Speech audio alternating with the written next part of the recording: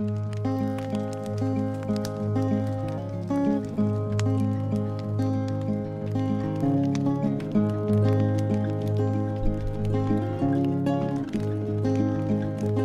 we were talking about the idea of starting a business and going back and forth on what would the name of the company be,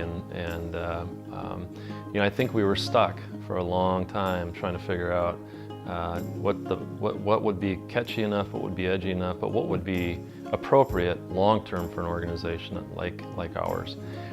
And one morning, it was the middle of January, and a huge storm had just passed through, and so it was cold, probably 20 below, the wind was blowing. And early that morning I got an email from Chuck, and he said, man, you need to go outside, or look outside your window and check out the rainbows, they're beautiful. Chuck is from Hollywood, California, drove across the plains and ended up in Fargo, and had never been out of California.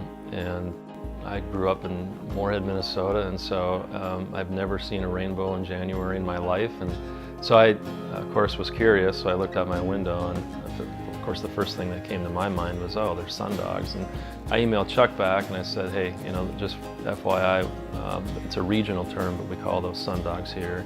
And it's just this incredible phenomenon that happens when the angle of the sun is just perfectly over the earth, and you have crystals in the air, and it creates this beautiful circle around the sun. And it dawned on me that that might be a cool name for our company. And I emailed him back and I said, hey, what do you think about the name Sundog Media? He emailed me immediately back and said, let's call it Sundog Interactive.